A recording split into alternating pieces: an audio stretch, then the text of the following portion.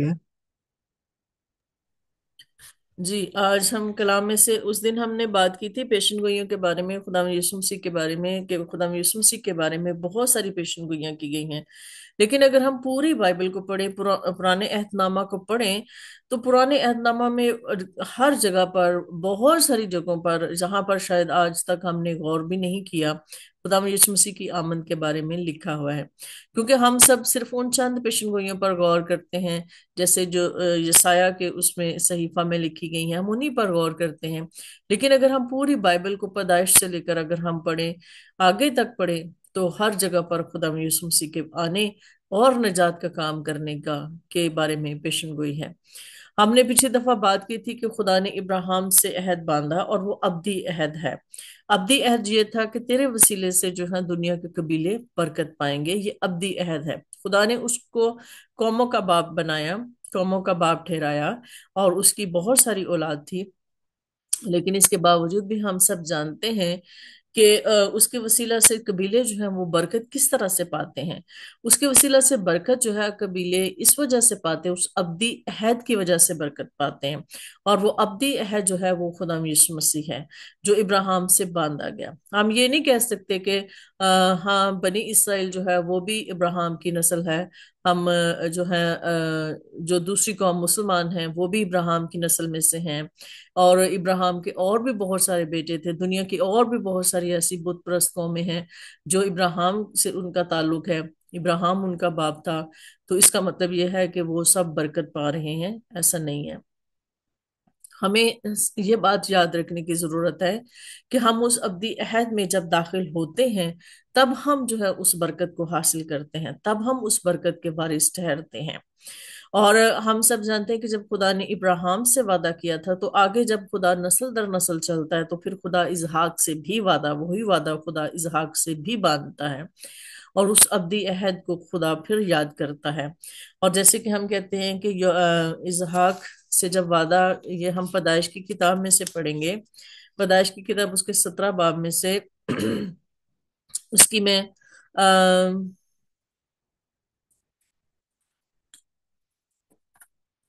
پیدائش کی کتاب اس کا 17 باب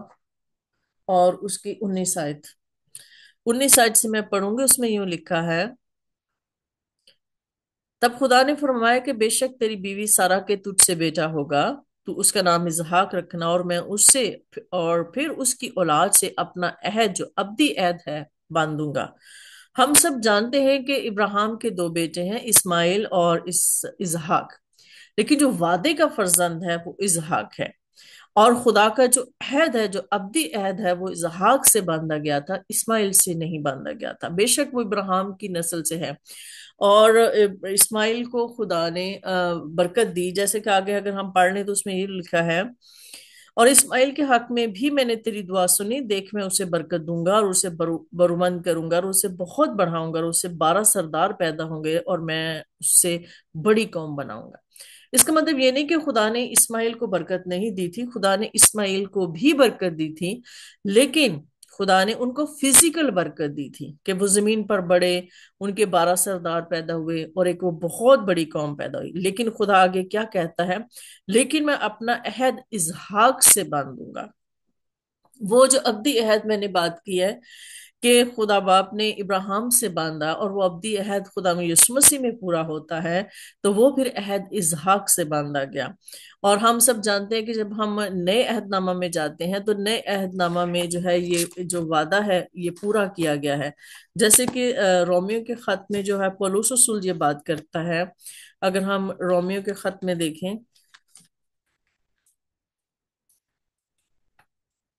تو پولس رسول جو ہے یہ بات کرتا ہے، رومیو کے خط اس کے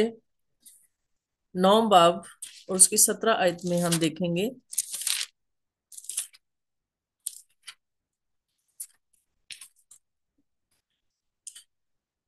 جی، یہاں پہ میں 7 آیت سے ہے، لیکن میں 6 آیت سے پڑھوں گی۔ رومیو کے نام خط پولس رسول کا جو خط ہے اس کا 9 باب اور اس کی 6 آیت سے میں پڑھوں گی۔ لیکن یہ بات نہیں کہ خدا کا کلام باطل ہو گیا، اس لیے کہ جو اسرائیل کی اولاد ہیں وہ سب اسرائیلی نہیں، اور نہ ابراہیم کی نسل ہونے کے سبب سے سب فرزند ٹھہرے، بلکہ یہ لکھا ہے کہ اسحاق ہی سے تیری نسل کہلائے گی، یعنی جسمانی فرزند خدا کے فرزند نہیں بلکہ وعدہ کے فرزند نسل گنے جاتے ہیں۔ جیسے میں نے آپ کو بتایا کہ اسماعیل کو بھی خدا نے برکت دی تھی،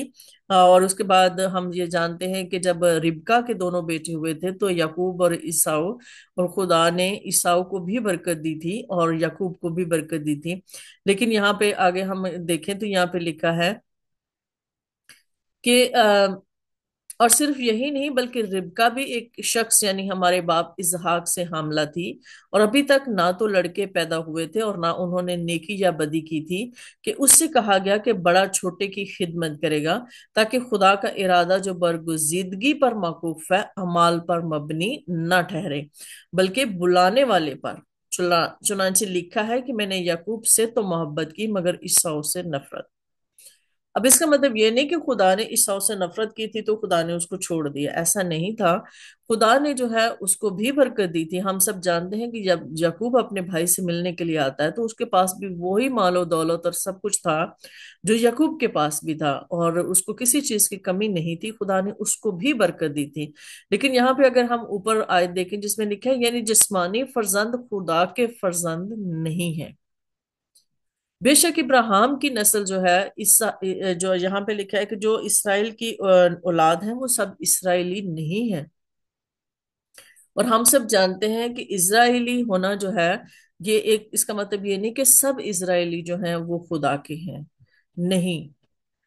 وہی خدا کے ہیں جو اس عہد میں شریک ہیں جو اسحاق سے باندھا گیا، اور پھر اس کے بعد یعقوب کو برکت دی گئی جب اس کا نام اسرائیل رکھا گیا اور اس کو برکت دی گئی۔ تو میرے عزیزو، ہمیں یہ بات یاد رکھنے کی ضرورت ہے کہ ابراہیم کے وسیلہ سے جو ہم برکت کو پاتے ہیں وہ اس ابدی عہد کے وسیلہ سے پاتے ہیں، اور وہ ابدی عہد خدا میں یسوع مسیح ہے۔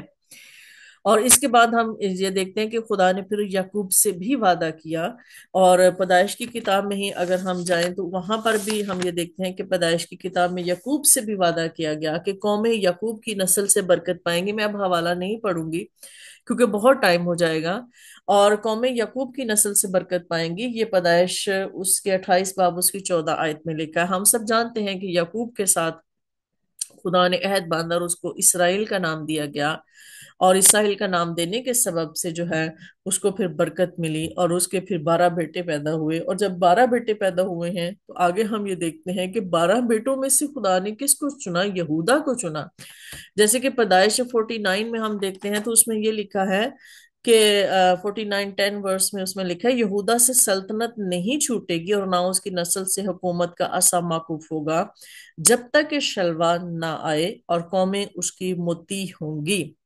شلوا خدا یسوع مسیح کا ہے کہ جب تک خدا یسوع مسیح نہ آ جائے، حقیقی جو حکومت اور بادشاہت کا وارث وہ خدا یسوع مسیح ہے، اور جب تک خدا یسوع مسیح نہیں آتا وہ جو بادشاہت تھی وہ انسانوں میں رہی، یعنی پھر وہ یہودا کو ملی، اور اس یہودا کے قبیلہ سے ہم سب آگے جانتے ہیں کہ داؤد اور داؤد کی نسل میں جو ہے یہ حکومت کنورٹ ہوتی ہے، یہ بادشاہت کنورٹ ہوتی ہے۔ جیسے کہ ہم یہ دیکھتے ہیں کہ داؤد کی نسل سے میں ابدی عہد بادشاہ جو ابدی بادشاہت ہے وہ ہوگی، جیسے کہ سیموئیل 7:12 سے 13 میں ہم پڑھتے ہیں۔ اور جب ہم خدا یسوع مسیح کے جو لوکا کی انجیل میں خدا یسوع مسیح کا جو نسب نامہ دیا گیا ہے، جب ہم اس میں دیکھتے ہیں تو ہم سب جانتے ہیں کہ اس نسب نامہ میں ان سب کے نام ہیں۔ جیسے کہ اگر ہم یہ دیکھیں 34 آیت میں ہم پہلے پڑھتے ہیں یہ بھی یعنی پیشن گوئی پوری ہو گئی، اور وہ یعقوب کا یعنی یہودا جو ہے، یہودا کس کا بیٹا ہے؟ یہودا یعقوب کا بیٹا ہے، اور یعقوب کس کا بیٹا تھا؟ اسحاق، اور اسحاق کس کا بیٹا تھا؟ ابراہیم کا۔ تو میرے عزیزو، یہ جو پھر برکت تھی وہ نسل در نسل جو ہے یہودا سے لے کے آگے جو ہے ہم سب آگے اس کو پورا نسب نامہ جب ہم پڑھیں تو وہ خدا یسوع مسیح تک پہنچتا ہے۔ تو میرے عزیزو، ایک تو یہ جسمانی طور پر جو ہے وہ برکت، وہ عہد جو ہے وہ باندھا جو گیا تھا نسل سے، وہ نسل در نسل چلتا آیا، اور اس کے بعد جو ہے جب خدا میں یسوع مسیح آتے ہیں تو پھر ہمیں اسپرچل بلیسنگ، ہم اس ابدی عہد میں شریک ہو جاتے ہیں اور خدا میں یسوع مسیح پر ایمان لاتے ہیں۔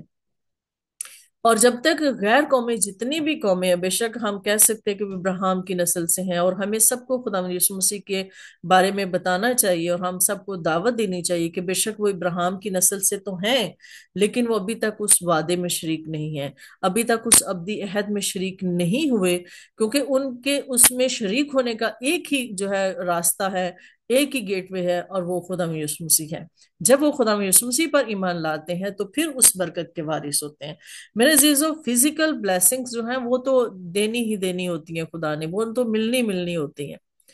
وہ تو جو خدا کو نہیں ماننے والی قومیں ہیں، جو بت پرست قومیں بھی ہیں، وہ بھی فزیکل جو ہے ان کے پاس بہت ساری بلیسنگز ہیں، لیکن اصلی جو بلیسنگ جو ابدی ہے جس میں ہم نے داخل ہونا ہے، اور ابدی زندگی کی جو بلیسنگز ہے، جو میراث ہے، وہ ہمیں خدا یسوع مسیح کے وسیلہ سے ملتی ہے۔ اور ابراہیم کی وہ تمام نسل جو بے شک وہ قوموں کا باپ ہے، اس کو قوموں کا باپ کہا گیا، اس کی اولاد ریت کے ذروں کی مانند ہے، اس کی اولاد پوری دنیا میں پھیلی ہوئی ہے، تو میرے عزیزو، لیکن وہ سب اس ابدی عہد کے وارث نہیں ہیں، اس لیے کہ وہ خدا یسوع مسیح پر ایمان نہیں لاتے۔ تو جب ہم کرسمس پہ یہ بات کرتے ہیں، بہت سارے لوگ جو ہیں اس کی مخالفت بھی کرتے ہیں، اور بہت سارے لوگ اس بات کو غلط بھی کہتے ہیں کہ کرسمس ہمیں نہیں منانا چاہیے، بائبل میں تو کہیں بھی نہیں لکھا ہوا، بائبل میں تو کہیں بھی خدا یسوع مسیح کی پیدائش کے بارے میں نہیں لکھا ہوا، اور کہیں بھی تاریخ نہیں لکھی ہوئی، بائبل ہمیں نہیں بتاتی کہ ہمیں خدا مند یسوع مسیح کے جو ہے وہ سالگرہ نہیں منانی چاہیے، ہمیں ان کی برتھ ڈے نہیں منانی چاہیے، یا ان کی کوئی ڈیٹ نہیں لکھی ہوئی، تو ہم یہ کیوں مناتے ہیں، ہمیں نہیں منانی چاہیے، ہم غلط کر رہے ہیں، ہم یہ کر رہے ہیں، ہم وہ کر رہے ہیں، اس طرح سے اس کو بہت کچھ اس کو جوڑا جاتا ہے۔ لیکن میرے عزیزو، سب سے بڑی بات جو ہمیں یہ بات یاد رکھنے کی ضرورت ہے کہ بائبل اس بات کی گواہی ضرور دیتی ہے کہ خدا یسوع مسیح دنیا میں آیا، اور وہ پیدا ہوا، اور وہ خود خدا دنیا میں آیا، وہ مجسم ہو کر دنیا میں آیا۔ اور اگر ہم یہ کرسمس نہ مناتے، اور اگر ہم یہ نہ منائیں، تو غیر قوموں تک گواہی کیسے ہوگی؟ پھر نسل در نسل ہم جو ابدی عہد کی بات کرتے ہیں، تو پھر یہ ابدی عہد کی جو بلیسنگز ہیں نسل در نسل دوسروں تک کیسے پہنچیں گی؟ ہماری آنے والی نسلیں اس کو کیسے جان سکیں گی جب ہم اس کو بھول ہی جائیں گے؟ اور سب سے بڑی بات یہ کہ بائبل ہمارے ساتھ ہے، بائبل ہمارے پاس ہے، اناجیل ہمارے پاس ہے، جو اس بات کی گواہی دیتی ہیں کہ خدا یسوع مسیح دنیا میں آئے، خدا یسوع مسیح نے آ کے دنیا میں اپنی بادشاہت کو قائم کیا، اور خدا یسوع مسیح نے ان نبیوں کی ساری پیشن گوئیوں کو پورا کیا جو خدا یسوع مسیح کے بارے میں لکھی ہوئی تھی، ان کی موت اور زندگی، پھر ان کی خدمت اور ان کا کلیسیا میں کردار جو ہے اس کے بارے میں لکھا ہے۔ تو میرے عزیزو، جب بائبل اس بات کی گواہی دیتی ہے تو پھر ہم کون ہوتے ہیں؟ اس سے کوئی فرق نہیں پڑتا کہ ڈیٹ کون سی تھی کون سی نہیں تھی، فرق اس بات سے پڑتا ہے کہ ہمیں گواہی کو دینا ہے، ہمیں دوسری قوموں کو سنانا ہے، ہمیں دوسری قوموں کو بتانا ہے کہ خدا خود زمین پر آیا، اور اس نے آ کر زمین پر اپنی بادشاہت کو قائم کیا، اور ہم اس عہد میں جو ہے وہ شریک ہوتے ہیں خدا یسوع مسیح کے وسیلہ سے۔ اور پھر یہ کہ ہمیں یہ بات یاد رکھنے کی ضرورت ہے کہ ہم سب جو ہیں جب ہم یہ سیلیبریٹ کرتے ہیں تو ہم اپنی جو بچوں کو یہ چیز بتاتے ہیں، ہم نسل در نسل اس بات کی گواہی دے رہے ہیں جو کہ بائبل اس بات کی گواہی دیتی ہے، اس لیے ہمیں اس بات کی گواہی دینی ہے۔ اس سے ہمیں کوئی فرق نہیں پڑتا کہ کون سی ڈیٹ تھی کیا ہے، اور اس کا جو ہے اگر ہم دوسری قوموں کے ساتھ اس کا وہ کریں، جی فلاں کے ساتھ اس کا ایونٹ تھا، اس کے ساتھ ملا دیا، اس کے ساتھ ملا دیا، تو اس بات کو چھوڑ دیں، ہم اس پہ فوکس نہ کریں تو بہتر ہے۔ ہم اس بات پہ فوکس کریں کہ خدا یسوع مسیح، خدا کا بیٹا جو مجسم ہو کر آیا، وہ زمین پر آیا تاکہ ہم سب کے درمیان رہ سکے، تاکہ ہم سب کے لیے نجات کے دروازے کو کھول سکے۔ اور یہ خدا کا پلان تھا، خدا کا منصوبہ تھا، اور خدا نے اس کو اس لیے یہ سب کچھ ہونے دیا کیونکہ خدا ابلیس پر غالب آیا، اور خدا